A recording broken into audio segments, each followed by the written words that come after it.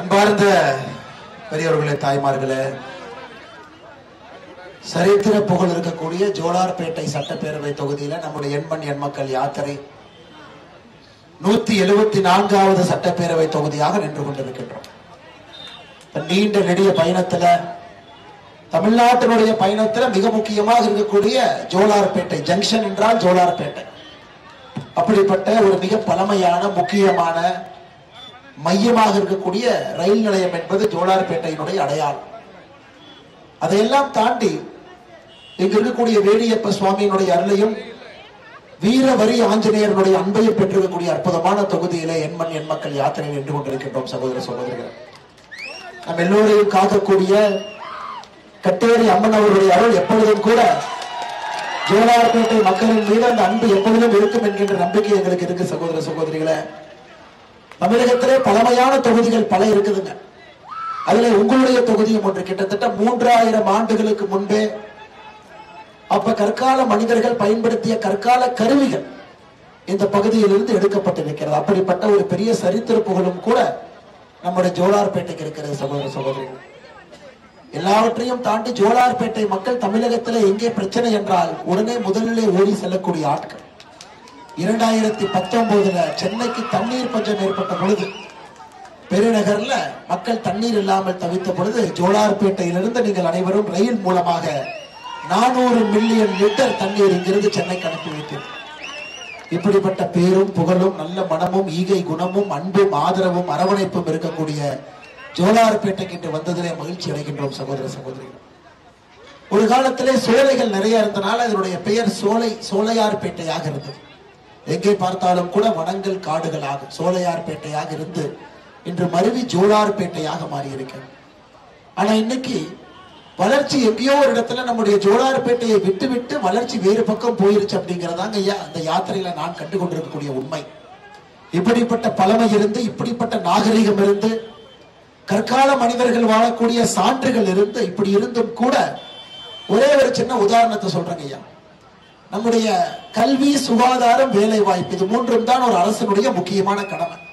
நல்ல கல்வியை மக்களுக்கு கொடுக்கணும், சுகாதாரத்தை அடிப்படையில் எல்லோருக்கும் சமமாக கொடுக்க வேண்டும், நல்ல வேலை வாய்ப்பை உருவாக்கி கொடுக்க வேண்டும். இந்த மூன்றும் தான் ஒரு மாநில அரசனுடைய முதன்மை கடமை. 2022 கொள்கை குறிப்புல பாத்தீங்கன்னா தமிழ்நாட்டினுடைய தொழில்துறை, தமிழக அரசனுடைய தொழில்துறை ஜோலார்பேட்டையிலே 1581 ஏக்கர்ல ஒரு சிப்காட் ஆரம்பிப்போம், வேலை வாய்ப்பை உருவாக்குவோம் அப்படின்னு ஒரு கொள்கை குறிப்பு கொடுத்தாங்க. 2023-24 இந்த ஆண்டு வெளியிட்டிருக்கக்கூடிய குறிப்புல அந்த வார்த்தையை எடுத்துட்டாங்க. எல்லா மாவட்டங்களுக்கும் ஏதோ ஒன்று இருக்கு, ஆனா ஜோலார்பேட்டைக்கு போன ஆண்டு அறிவித்த சிப்காட்டை இந்த ஆண்டு எடுத்திருக்கின்றார்கள். அப்படின்னா என்ன அர்த்தங்க? ஜோலார்பேட்டையின் மீது, ஜோலார்பேட்டையின் வளர்ச்சியின் மீது, ஜோலார்பேட்டையிலே ஏற்படுத்தக்கூடிய வேலை வாய்ப்பின் மீது அக்கறை இல்லாமல் தமிழக அரசு நடந்து கொண்டிருக்கிறது. இது பத்திரிகையில் இந்த செய்தி வரலைங்க ஐயா. ஏன்னா ஒரு சின்ன தவறு அரசு செய்யும் பொழுது உடனடியா தெரியாதுங்க ஐயா. 5 ஆண்டுகள் கழித்து தெரியும், 10 ஆண்டுகள் கழித்து தெரியும்.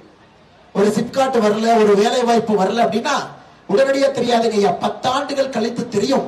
ஓ, இங்கே வர வேண்டியது வேற எங்கேயோ போயிருச்சு, நம்முடைய குழந்தைகளுக்கு இங்கே வேலை வாய்ப்பு கிடைத்திருக்க வேண்டும், இங்கே கிடைக்கவில்லை என்பது உடனடியா தெரியாது. நான் இன்னைக்கு சொல்றேங்க ஐயா, தமிழக அரசுடைய தொழில்துறையினுடைய குறிப்பில போன ஆண்டு ஜோலார்பேட்டைக்கு சொல்லி இருந்தார்கள், இந்த ஆண்டு அதை எடுத்து விட்டார்.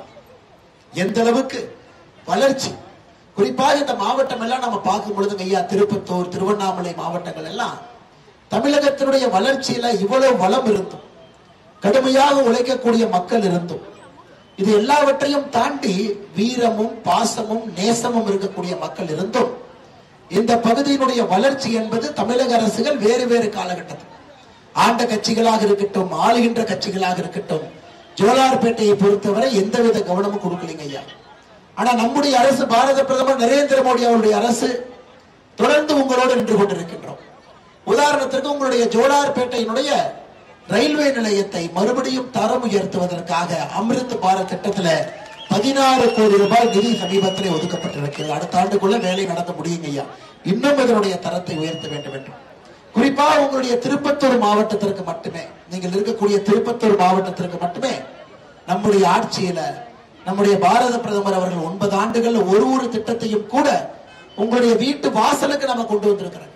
எங்கேயும் போய் கை கட்டி நிற்க வேண்டிய அவசியம் இல்லை. ஒரு தாசில்தார் அலுவலகத்தில் போய் கையெழுத்து போட்டா தான் திட்டம் வரும்.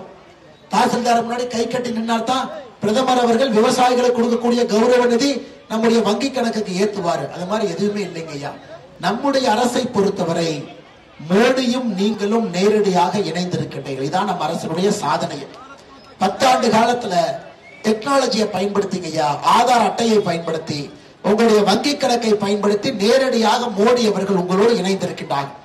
எந்த திட்டம் உங்களுக்கு அனுப்ப வேண்டும் என்று நினைத்தாலும் கூட நேரடியாக உங்களுக்கு பாரத பிரதமர் அவர்கள் பாரதத்தினுடைய மத்திய அரசுடைய திட்டங்கள் நேரடியாக வருதுங்க. உதாரணம் சொல்றேன் கேளுங்க. திருப்பத்தூர் மாவட்டத்தில் கடந்த 9 ஆண்டுகள்ல பிரதமர் அவர்களுடைய மோடி வீடு திட்டம், கான்கிரீட் மோடி வீடு திட்டம், பாரத பிரதமர் ஆவாஸ் யோஜனா என்கின்ற திட்டத்தில் அந்த ஒரு மாவட்டத்தில் மட்டுமே 26,885 வீடுகள் கட்டி கொடுக்கப்பட்டிருக்கிறது. அந்த வீட்டுல மக்கள் குடியேறி இருக்கிறாங்க. இந்த ஒரு மாவட்டத்தில் மட்டுமே குழாய் மூலமாக குடிநீர் நீர், அது உங்களுடைய அரசனுடைய கடமைங்க. இத்தனை காலமாக நின்று கொண்டிருந்தோம்.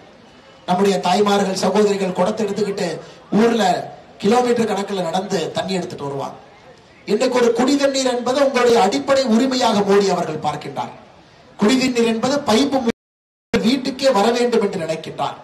இன்னைக்கு திருப்பத்தூர் மாவட்டத்தில் மட்டும் ஐயா 1,51,750 வீடுகளுக்கு குழாய் மூலமாக குடிநீர் நீர் உங்க வீட்டுக்கு வந்திருக்கு ஐயா. இலவச கழிப்பறைகள் மோடி ஐயா வந்த பிறகுதான் இலவச கழிப்பறைகள், ஒரு வீட்டு கழிப்பறை, சுத்தம் சுகாதாரம், ஸ்வச்ச பாரதம் என்கின்ற வார்த்தையை கொண்டு வந்தாங்க ஐயா. இது மகாத்மா காந்தி அவருடைய கனவு. தூய்மை இந்தியா என்பது மகாத்மா காந்தி அவர்கள் பல ஆண்டுகளாக அவருடைய யங் இந்தியா பத்திரிகையிலே தொடர்ந்து எழுதி கொண்டிருந்தார். அதற்கு காங்கிரஸ்னால முடியலைங்க ஐயா. ஒரு மோடி தேவைப்பட்டார். தூய்மை பாரதம் 1, தூய்மை பாரதம் 2 என்று தொடர்ந்து திட்டங்களை கொண்டு வந்து இன்னைக்கு திருப்பத்தூர் மாவட்டத்தில் மட்டுமே இலவச கழிப்பறைகள் 1,38,999 கழிப்பறைகள் இந்த மாவட்டத்திற்கு மோடி அரசால் கட்டி கொடுக்கப்பட்டிருக்கிறது. ஐயா, நம்ம ஆட்சிக்கு வந்த பொழுது 2014 64% மக்கள் வீட்டுல தான் கேஸ் அடுப்பு இருந்ததுங்க ஐயா. 36% வீட்டுல கேஸ் அடுப்பு இல்லைங்க ஐயா, விறகடுப்பு. மழை காலத்திற்கு முன்பு விறகுகளை சுள்ளிகளை எல்லாம் பொறுக்கி கொண்டு வந்து வீட்டிலே வைத்திருந்து அதன் மூலமா தான் மழை காலத்துல வீட்டுல சாப்பாடே செஞ்சுக்கிட்டு இருந்தாங்க. 36% இந்தியாவிடம் கேஸ் அடுப்பு இல்லைங்க ஐயா. குறிப்பாக நம்முடைய பெண்களுக்கு புற்றுநோய் வருவதற்கு அது ஒரு முக்கிய காரணமா இருந்ததுங்க ஐயா. குறிப்பாக நுரையீரல் புற்றுநோய். நிறைய பிரச்சனைகள் அந்த ஊதுகோலில் ஊதி நம்முடைய சகோதரிகள் தாய்மார்கள் வீட்டிலே அடைந்து கிடந்தார்கள். இன்னைக்கு நாம் பெருமையாக சொல்லலாம், 2024 100% இந்தியாவிற்கு நாம் கேஸ் அடுப்பை கொண்டு வந்திருக்கின்றோம். 64% கேஸ் அடுப்பு. எனக்கு 99.99, அது கூட ஒரு கிளரிக்கல் இருக்கு ஐயா, 100 என்று சொல்ல முடியாது. அதற்காக 99.99 என்று சொல்லுகின்றோம். எல்லோருக்கும் கேஸ் அடுப்பு. அந்த திட்டத்துல மோடி ஐயாவுடைய இலவச கேஸ் அடுப்பு திட்டத்துல நம்முடைய திருப்பத்தூர் மாவட்டத்திற்கு மட்டுமே 65,630 குடும்பங்களுக்கு ஐயா, 65,630 குடும்பங்களுக்கு மோடி சிலிண்டர் வந்திருக்கு ஐயா. இந்த சிலிண்டருக்கு மாதம் 300 ரூபாய் மானியம் இருக்கு. 300 ரூபாய் மானியம் இருக்கக்கூடிய மோடி சிலிண்டர் 65,000 குடும்பங்களுக்கு திருப்பத்தூர் வந்திருக்கு. 5 லட்சம் ரூபாய் மருத்துவ அட்டை. எந்த மருத்துவமனைக்கு சென்றாலும் கூட யாரையும் பார்க்காமல் மோடி ஐயா இன்சூரன்ஸ் கார்டு எடுத்து காட்டலாங்க ஐயா. திருப்பத்தூர் மாவட்டத்தில் மட்டுமே பயன்படுத்தியவர்கள் 9 ஆண்டுகளாக பயன்படுத்தியவர்கள் 98,121 பேர் 5 லட்சம் ரூபாய் அட்டையை பயன்படுத்தி இருக்கிறாங்க ஐயா. மிக முக்கியமான திட்டம், விவசாயிகளுக்கான திட்டம். விவசாயிகளுக்கு கௌரவம் கொடுக்க வேண்டும் என்பதற்காக பிரதமர் அவர்கள் கொண்டு வந்திருக்கக்கூடிய விவசாயிகளுக்கான கௌரவ நிதி ஐயா. இந்த 9 ஆண்டுகள்ல யாராவது இந்த 6,000 ரூபாய் வருதுங்களாங்க அக்கௌண்ட்டுக்கு யாராச்சும் கை தூக்க முடியுங்களா? விவசாய பெருமக்கள் இங்க இருக்கிறேன், உங்களுடைய வங்கி கணக்குக்கு ஒரு வருடத்திற்கு 6,000 ரூபாய் நேரடியா வருதுங்க ஐயா. 3 தவணையில 2,000 2,000 2,000 வருஷத்துக்கு 6,000 ஐயா. உங்களுக்கு இது தெரிஞ்சிருக்கான்னு தெரியல. இதுவரை உங்களுடைய வங்கி கணக்குக்கு 15 தவணையில 2,000 வந்திருக்கு. அப்ப என்ன கணக்குங்க? 30,000 ரூபாய் 9 ஆண்டுகள்ல விவசாய கௌரவ நிதி உங்களுடைய வங்கி கணக்குக்கு மோடியை அனுப்பி வைத்திருக்கின்றார்கள். 30,000 ரூபாய். திருப்பத்தூர் மாவட்டத்தில் மட்டுமே பயன்பெறக்கூடிய விவசாய பெருமக்கள் 53,652 பேருங்க ஐயா. ஒருத்தர் 2 பேர் இல்ல, 100 200 இல்ல, 1000 2000 இல்லைங்க ஐயா.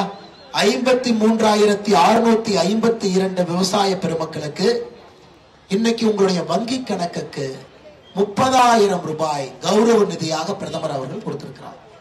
இது நம்ம ஆட்சிங்க ஐயா, இது நம்ம ஆட்சி சாதனை. உங்களுக்கு தெரியும், தெரியாதவங்க யாருமே இங்க இல்லைங்க ஐயா. பேப்பர் படிக்கிறீங்க, டிவி பாக்குறீங்க, இருந்தும் உங்களை ஞாபகப்படுத்துவதற்காக இதெல்லாம் நான் சொல்லிட்டு இருக்கேன். இப்ப திமுக அரசுக்கு வரலாங்க. 31 மாதமாக திராவிட முன்னேற்ற கழகத்தினுடைய அரசை நீங்கள் பார்த்துக் கொண்டிருக்கின்றேன். நேற்று நம்முடைய உயர்நீதிமன்றத்தினுடைய நீதிபதி சொல்றார், ஒரு அரசாங்க அலுவலர், கடைக்கோடி ஊழியர், அரசுல வேலை பார்க்கக்கூடிய கடைக்கோடி ஊழியர் கைது செய்யப்பட்டு 48 மணி நேரம் சிறையில் இருந்தால் அவரை சஸ்பெண்ட் பண்ணிடுவாங்க. ஒரு அரசாங்க ஊழியர் 48 மணி நேரம் சிறையில் இருந்தால் அவர் ஆட்டோமேட்டிக் சஸ்பென்ஷன், உடனடியா தற்காலிக இடைநீக்கம். நேற்று ஹைகோர்ட்ல நீதிபதி கேட்கிறாரு, செந்தில் பாலாஜி 230 நாட்களாக சிறைச்சாலையில் இருக்காரு. 230 நாட்கள், 8 மாசம் ஐயா, 8 மாசம்.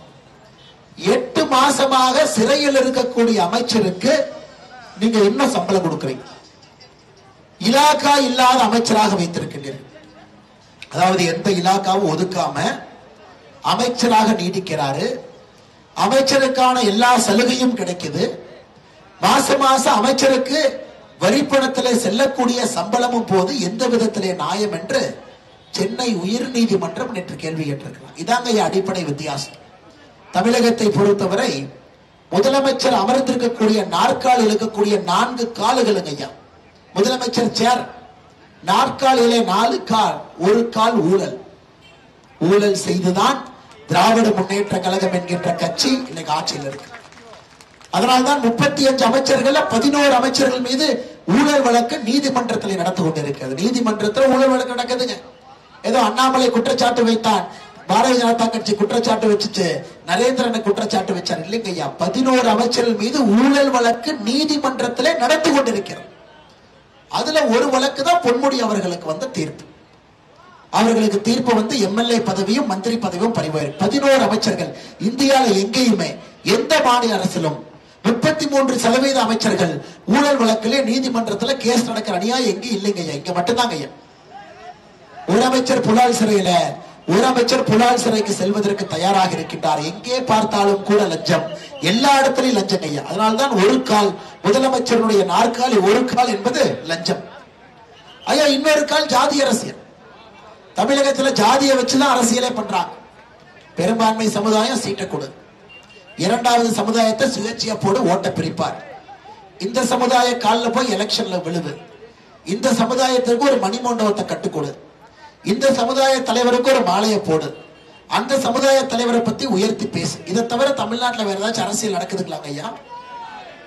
இதை தவிர தமிழகத்தில் எந்த அரசியல் நடக்குது? அதாவது அற்புதமான தலைவர்கள் எல்லாம், தேசிய தலைவர்கள் எல்லாம் தமிழகத்திலே ஜாதி தலைவர்களாக மாற்றி வச்சிருக்கிறோம் ஐயா.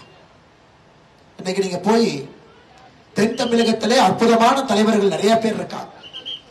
அவருடைய குரு பூஜைக்கு மாலை போடலான்னு போனீங்கன்னா 30,000 போலீஸ் போட்டிருப்பாங்க, பந்தோபஸ்த். 30,000 போலீஸ்.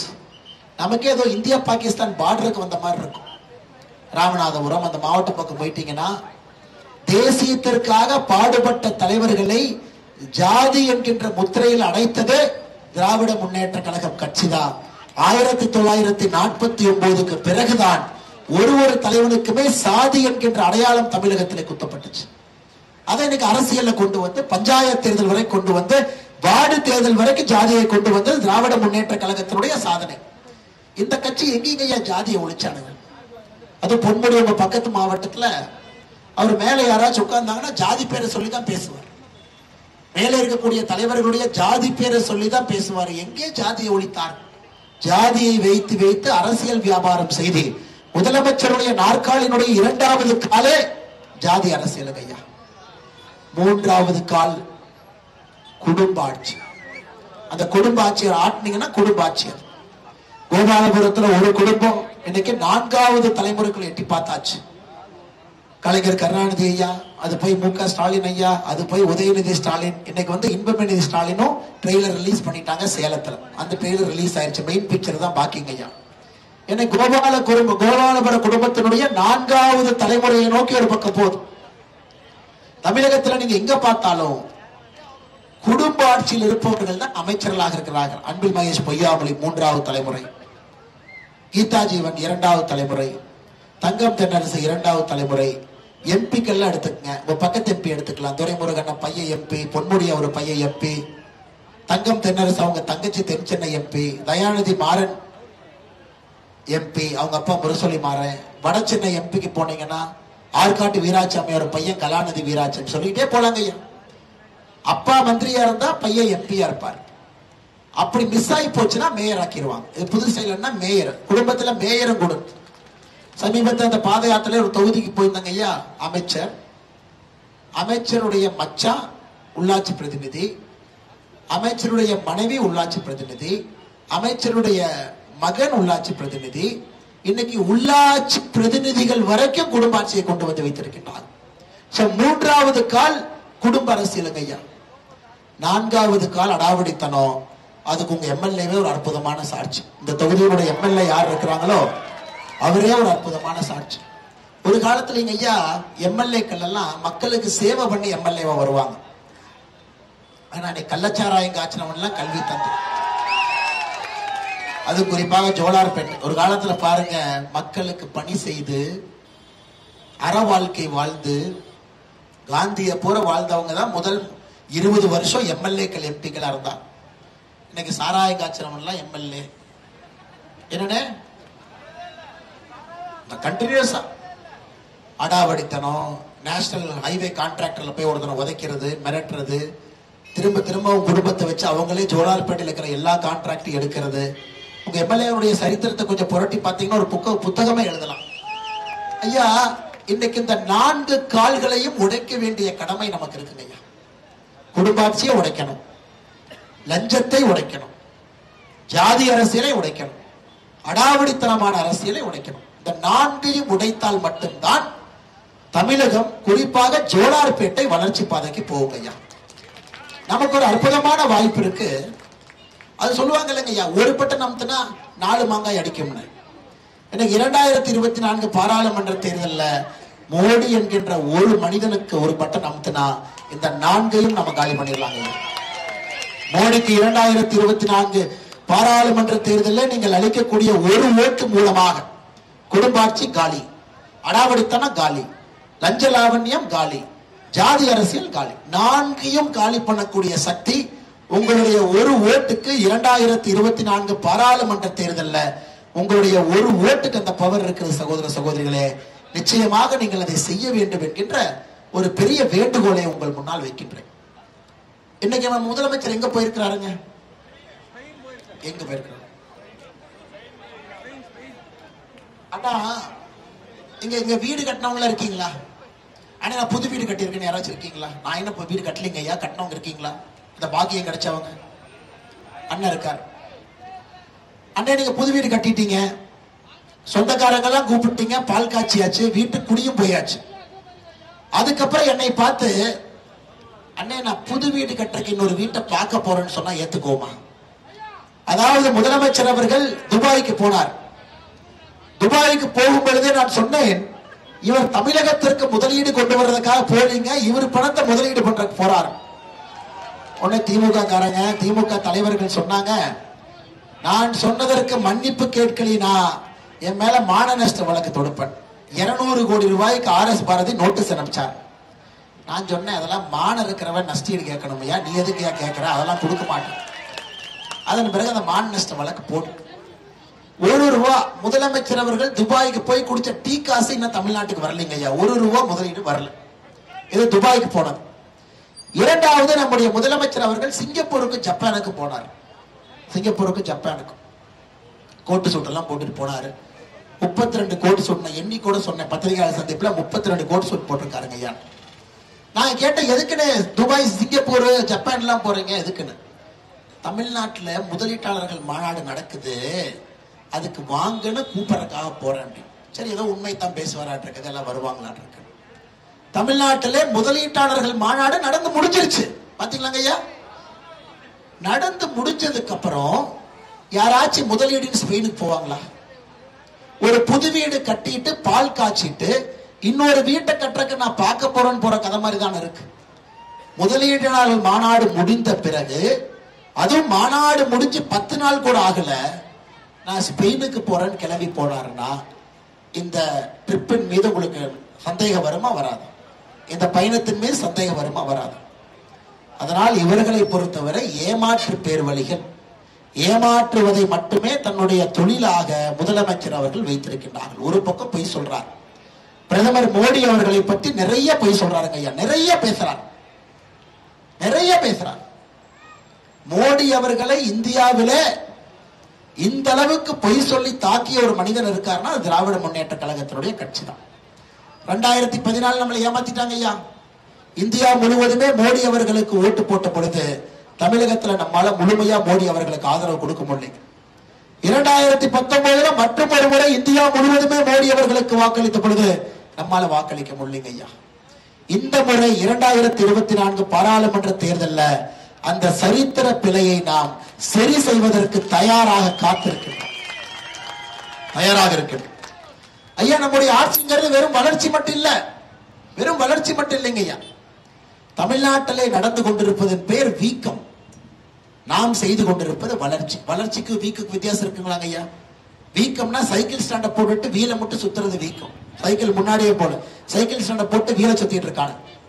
ஆனால் நம்முடைய ஆட்சியை பொறுத்தவரை 9 ஆண்டுகள்ல பாத்தீங்கன்னா 2014 உலகத்தினுடைய 11வது பெரிய பொருளாதார நாடாக இருந்த நாம் 2024 உலகத்தினுடைய 5வது பெரிய பொருளாதார நாடாக உயர்ந்திருக்கின்றோம்.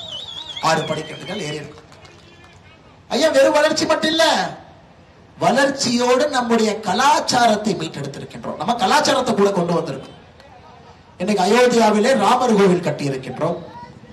இது கிட்டத்தட்ட 480 ஆண்டுகளாக நம்முடைய சகோதர சகோதரிகள் பொறுமையாக இந்த நாளுக்காக காத்திருந்தார்.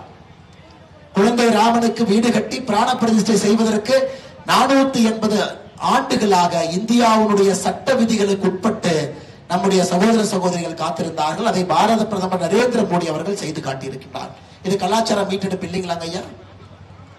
கலாச்சார மீட்டெடுப்பு. உஜ்ஜைனிலே கோயில் கட்டியது, வாரணாசியிலே காசி விஸ்வநாதர் ஒரு கோயில் கட்டியது. இந்தியாவிலே ஒரு இடத்திலும் கூட நாம் இழந்த கலாச்சாரத்தை 500 ஆண்டுகளுக்கு முன்பு எதை இழந்தோமோ அதை திரும்ப நம்முடைய நாட்டிற்கு அடையாளமாக கொண்டு வருகின்றோம். உண்மையான பாரதத்தை நம் கண் முன்னால் நாம் பார்த்து கொண்டிருக்கின்றோம் சகோதர சகோதரி. இன்னைக்கு பாருங்க, பாராளுமன்றத்தில் இந்த 2வது நம்முடைய ஆட்சியினுடைய தேர்தலுக்கு முன்பு நடக்கக்கூடிய கடைசி சட்டமன்ற கூட்டத்தொடர் இன்னைக்கு ஆரம்பிக்குது.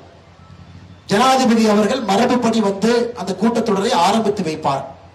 இன்னைக்கு ஜனாதிபதி திரௌபதி முர்மு அவர்கள் அந்த கூட்டத்தொடரை ஆரம்பித்து வைப்பதற்கு வரும் பொழுது அவரை செங்கோல் வழி நடத்தி கொண்டு என்று வந்தது. இன்னைக்கு தான் நம்ம செங்கோலுடைய மகிமையை பார்த்தங்க ஐயா. செங்கோல் என்பது பாராளுமன்றத்தினுடைய மைய கட்டத்தில் சும்மா வைக்கலீங்க ஐயா. ஜனாதிபதி அவர்கள் பாராளுமன்றத்துக்குள்ள இன்னைக்கு வந்த பொழுது அவருக்கு முன்பாக செங்கோல் வந்து கொண்டிருக்கிறது, ஜனாதிபதியை வழிநடத்தி கொண்டு வருகிறது ஐயா.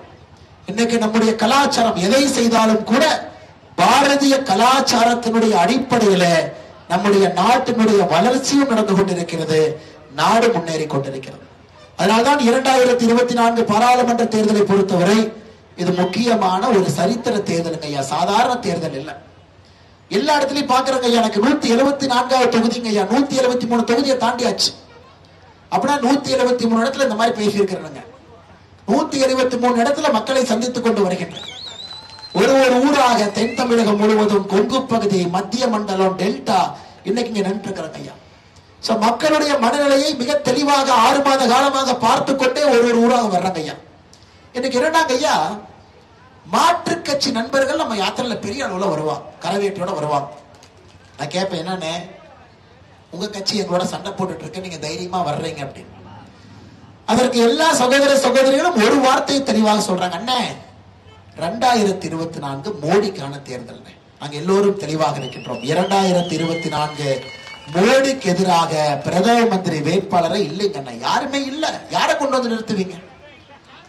யாரை கொண்டு வந்து நிறுத்துவீங்க அண்ணா? நான் சில பேரை சொல்றேன், நீங்க சரியா நீங்க சொல்லுங்க. ராஜீவ் காந்தி அவருடைய மகன் ராகுல் காந்தி வேண்டாம் அண்ணே. 17 முறை அவரை லான்ச் பண்ணிக்கிட்டே இருக்கிறாங்க. அது ராக்கெட் போய் போய் விழுந்துகிட்டு இருக்கு. 10 வருஷமா பார்த்துக்கிட்டு இருக்கோம். ஃபரூக் அப்துல்லா அவருடைய மகன் உமர் அப்துல்லா போடுவோமா? வேண்டாம்.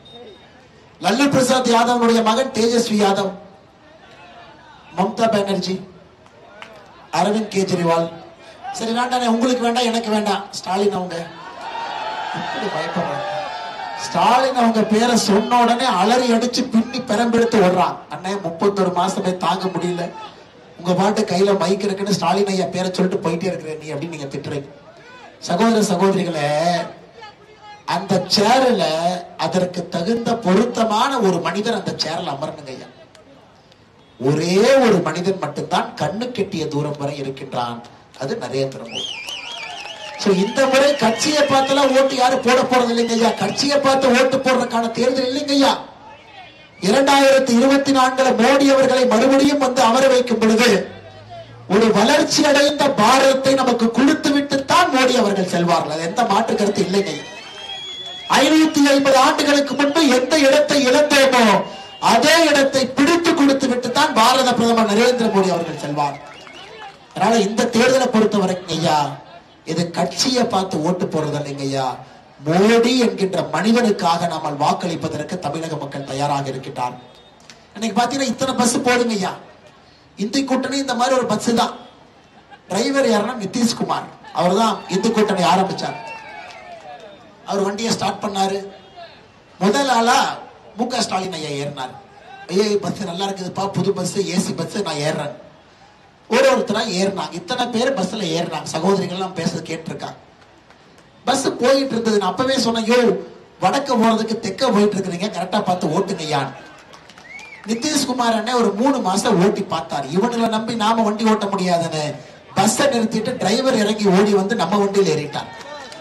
இன்னைக்கு இந்தி கூட்டணியை ஆரம்பித்த நிதிஷ்குமார் அவர்களே இந்தி கூட்டணி விளங்காது என்று சொல்லிவிட்டு நம்முடைய தேசிய ஜனநாயக கூட்டணியை தன்னை இணைத்துக் கொண்டு நம்மோடு பயணம் செய்ய ஆரம்பித்திருக்கின்றார்கள். ஏனென்றால் இந்தி கூட்டணியில் இருக்கக்கூடிய எல்லா கட்சிகளும் சுயநலவாதிகள். அதுக்கு ஒரு உதாரணத்தை சொல்றேங்க ஐயா, ஒரே ஒரு உதாரணத்தை சொல்றேன். அண்ணன் திருமாவளவன் அவர் எவ்வளவு பெரிய சுயநலவாதின்னு சொல்றேன் கேளு. 6 மாசத்துக்கு முன்னாடி திருமாவளவன் சொன்னார். திருமாவளவன் என்ன சொன்னார்னா, சனாதன தர்மத்தை நாங்கள் ஏன் எதிர்க்கின்றோம் என்றால் கோவில் கருவறைக்குள்ள பிராமணர்கள் மட்டும்தான் போனுங்கிறாங்க, அதை நாங்க எதிர்க்கணுங்கிறாங்க. சரி எதுங்க. 6 மாசம் கழிச்சு இன்னைக்கு சொல்றாரு, மோடி அவர்கள் பிராமணர் கிடையாது, ஆனா மோடி தான் குழந்தை ராமரை தொட்டு உயிர் கொடுத்தது மோடி. இன்னைக்கு திருமாவளவன் சொல்றாரு, அது எப்படி மோடி கர்ப்ப கிரகத்துக்குள்ள போல? அவர் சங்கராச்சாரியாரா? அவர் எப்படி அதாவது 6 மாதத்திற்கு முன்பு பிராமணர்கள் மட்டும் உள்ள போறனால நான் சனாதன தர்மத்தை எதிர்க்கிறேன். 6 மாதம் கழித்து பிராமணர் இல்லாத மோடி எப்படி உள்ள போலாம்? அப்ப மோடி சங்கராச்சாரியாவான்?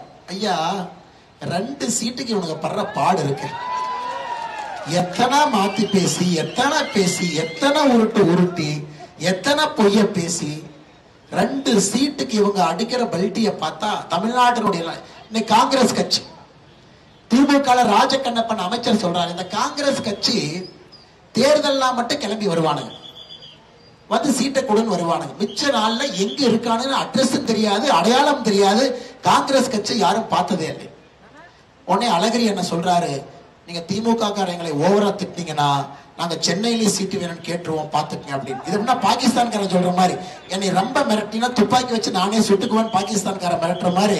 இன்னைக்கு காங்கிரஸ் என்ன சொல்றாங்கன்னா, நீங்க ரொம்ப எங்களை கேவலமா பேசுனீங்கன்னா நாங்க சென்னையிலேயே சீட்டு கொடுன்னு கேட்போம், 15 சீட்டு கொடுன்னு கேட்போம்.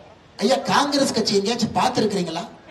சென்னை வெள்ளத்துல, தென் தமிழக வெள்ளத்துல உங்களுக்கு சேவை பண்றதுல, மக்களுடைய பிரச்சனையை பேசுறது எங்கேயாச்சும் காங்கிரஸ் கட்சியை பார்த்திருக்கீங்களா? காங்கிரஸ் கட்சி தூக்கத்திலிருந்து எந்திரிச்சு, ஏன்னா அந்த கட்சியில தொண்டர்களை விட தலைவர்கள் அதிகமாக இருக்கின்றார்கள். அதனாலதான் அடிக்கடி சொல்லுவேன், காங்கிரஸ் கட்சி அதனுடைய தலைமை அலுவலகம் சென்னையில் இருக்குங்க ஐயா. தலைமை அலுவலகத்துக்கு வெளியே ஒரு நண்பர் கேட்டாருன்னா, இங்க என்ன கடை போட்டா நல்லா ஓடும்? பச்சி கடை போட்டா நல்லா ஓடும். நான் சொன்னேன், ஒரு கட்சியில தொண்டர்கள் அதிகமா இருந்தா பச்சி கடை போடலாம், டீ கடை போடலாம், நல்லா ஓடும். தலைவர்கள் அதிகமா இருந்தா வேஷ்டி சட்டை கடை போடுங்க. அவர் கேட்டார், என்னன்னே பேசுறேன், உனக்கு அரசியலே தெரியல, வேஷ்டி சட்டை கடை போட்டா எப்பன்னே ஓடும்? நான் சொன்னேன், சத்தியமூர்த்தி பவன்ல ஒரு முறை கூட்டம் நடந்ததுன்னா சட்டை வேட்டி கிழிச்சிட்டு வெளியே வருவானுங்க. அப்ப வேட்டி சட்டை நல்லா ஓடுங்க. சோ தலைவர்கள் அதிகமாக இருக்கக்கூடிய காங்கிரஸ் இன்னைக்கு தமிழகத்துல என்னங்க ஐயா பண்ண போறான்? கர்ம வீரர் காமராஜர் ஐயாவுடைய கட்சி, தமிழக மக்களுக்காக பாடுபட்ட காங்கிரஸ் கட்சி இன்னைக்கு திமுக என்ன சொன்னாலும் அதை வழிமொழிந்து பேசக்கூடிய ஒரு கட்சியாக தமிழகத்திலே மாறி இருக்கு. ஐயா கட்சி உங்களுக்கு வாய்ப்பு இல்லை. நீங்க சொன்ன மாதிரி எப்படி மோடி அவர்களுக்கு எதிராக யாரும் இல்லையோ, தமிழகத்தில் இன்னைக்கு பாரதிய ஜனதா கட்சிக்கு எதிராக யாரும் இல்லைங்க ஐயா. உங்கள் பிரச்சனையை, ஊழல் பிரச்சனையை, மக்கள் பிரச்சனையை, திமுகவுடைய அராஜகத்தை எழுத்து பேசி நம்ம தொண்டர்கள் பாத்தீங்கன்னா கைதாயிட்டு இருப்பான். எந்த பிரச்சனையாக இருந்தாலும் கூட தமிழகத்துல உங்களுடைய குரலாக இருப்பது என்று பாரதிய ஜனதா கட்சி தான். எப்படி மோடி அவர்களுக்கு எதிராக தலைவர்கள் இல்லையோ, இன்னைக்கு தமிழகத்திலே பாரதிய ஜனதா கட்சிக்கு எதிராக மக்கள் நலனுக்காக பாடுபடக்கூடிய கட்சி இல்லைங்க. அதனால்தான் என்னுடைய அன்பான வேண்டுகோள், நீங்கள் அனைவரும் 2024 ஒரு மாபெரும் சரித்திரத்தை படைக்க வேண்டும். திருவண்ணாமலை பாராளுமன்ற தொகுதி, ஜோலார்பேட்டை சட்டமன்ற தொகுதியில உங்களுடைய அன்பும் ஆதரவும் நம்முடைய பாரத பிரதமர் நரேந்திர மோடி அவருடைய கரத்தை வலுப்படுத்த 400 எம்பிக்களை தாண்டி பாரத பிரதமர் அவர்கள் வரும் பொழுது தமிழகத்திலிருந்து 39 எம்பிக்களை நீங்கள் அவருடைய கரத்தை வலுப்படுத்த அனுப்பி வைக்க வேண்டும் என்கின்ற அன்பான வேண்டுகோளை வைத்து இந்த அற்புதமான யாத்திரைக்கு ஆரம்பத்திலிருந்து கடைசி வரை இங்கே வந்த எல்லா சகோதர சகோதரிகளுக்கு, பெரியோர்களுக்கு, தாய்மார்களுக்கு, இளைஞர்களுக்கு, இல்லத்தரசிகளுக்கு, குறிப்பாக குழந்தைகளுக்கு இந்த நேரத்தில் நன்றி கலந்த வாழ்த்துக்களை, வணக்கங்களை தெரிவித்து என்னுடைய உரையை முடித்துக் கொள்கின்றேன். நன்றி, வணக்கம். பாரத் மாதா கி, பாரத அன்னையின் புகழ்.